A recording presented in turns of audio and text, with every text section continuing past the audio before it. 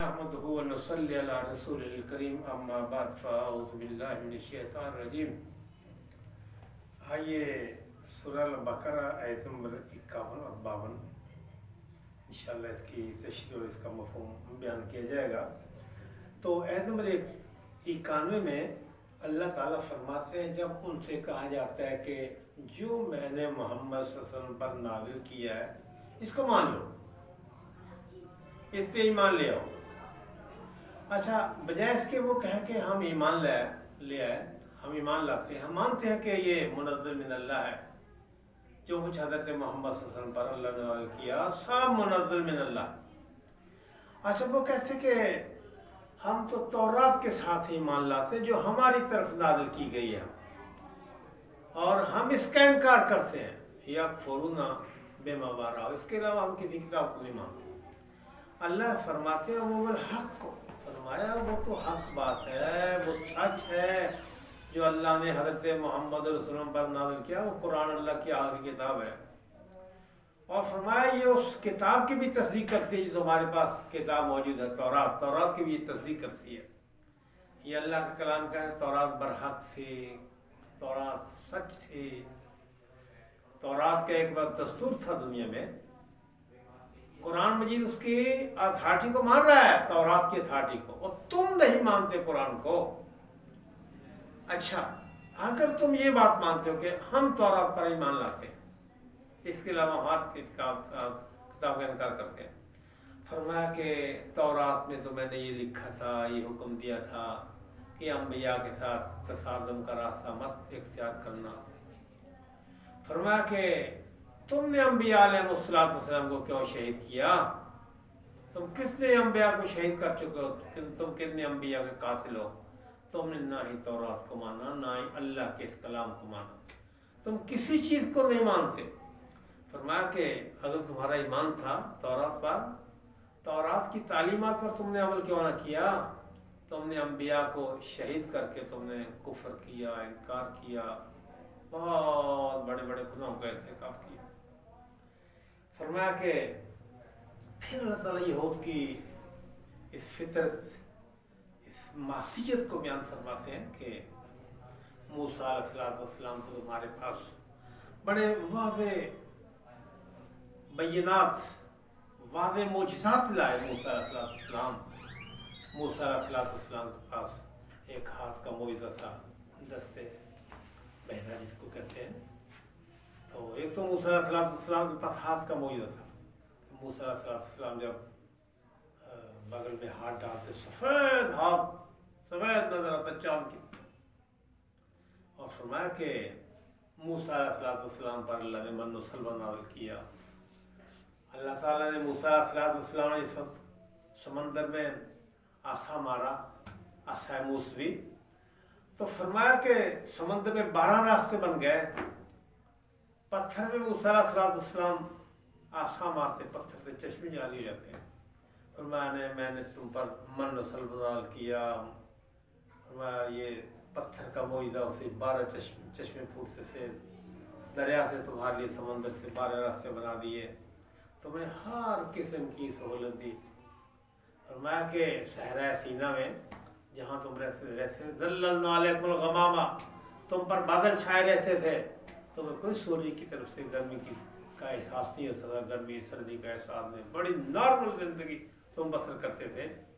فرمایا کہ موسیٰ علیہ السلام کو میں معجزات دیے تھے، اور فرمایا تم نے ان معجزات کا بھی انکار کیا، معجزات تم نے نہیں مانا، نافرمانی کرتے تھے، کھڑبستیاں کرتے تھے۔ فرمایا کہ وَإِذَا أَخَذْنَا مِيثَاقَكُمْ وَرَفَعْنَا فَوْقَكُمُ الطُّورَ، فرمایا کہ میں نے تم سے عہد لیا اور پہاڑ کو میں نے تمہارے اوپر کیوں کھڑا کر دیا۔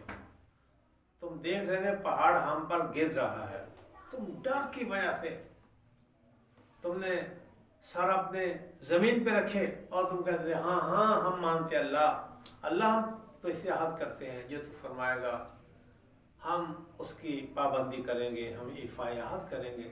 تم ڈرتے ڈرتے اس وقت ایمان لاتے رہے جس وقت اب تم سجدے کی حالت میں تھے۔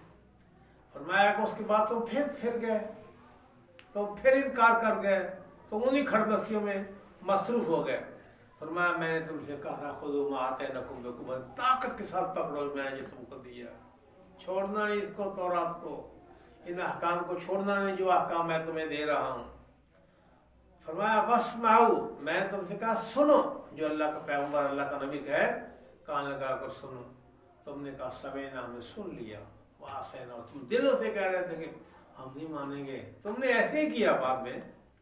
فرمایا کہ وَأُشْرِبُوا فِي قُلُوبِهِمُ الْعِجْلَ، فرمایا تمہارے دلوں میں بچڑے کی محبت مشروب بنا دی گئی۔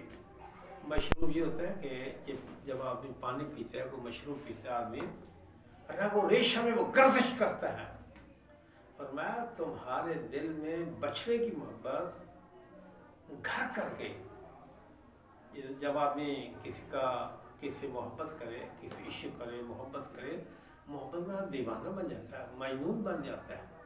فرمایا تم مجنون بن گئے، دیوانے بن گئے، تم نے بچڑے کی عبادت، بچڑے کی محبت ہی کو اصل محبت سمجھ لیا، تم نے کہا اس کے بغیر ہمارا گزارا نہیں ہے۔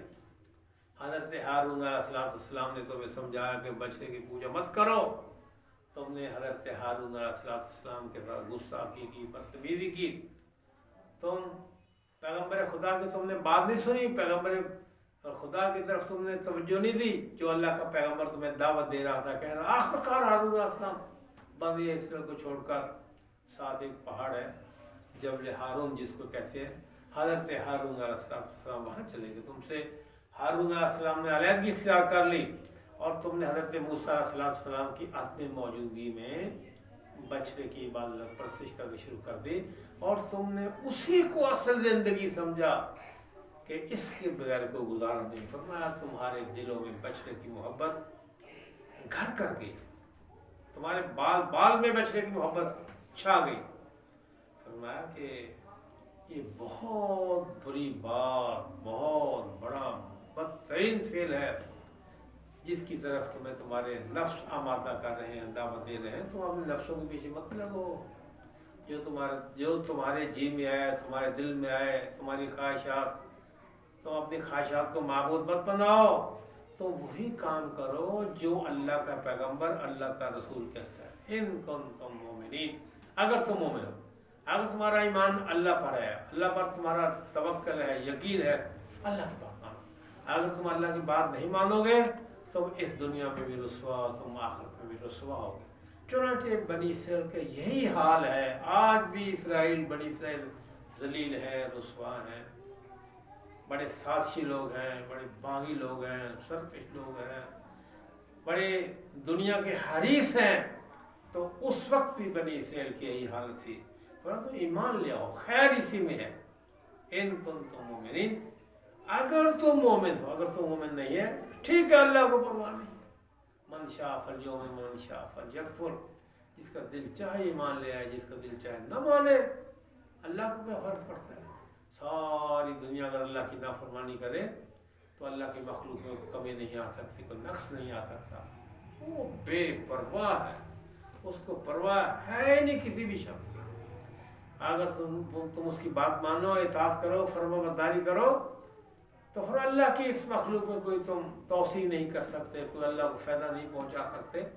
اگر ہم نمازیں پڑھتے ہیں اس میں اللہ کا کوئی فائدہ نہیں ہے، اگر ہم روزہ رکھتے ہیں اللہ کا فائدہ ہمارا ہی فائدہ ہے۔ اللہ نے انبیاء علیہ السلام کو دنیا میں مبعوث فرمایا انسانی فائدے کے لیے، انسان کو جہنم سے بچانے کے لیے۔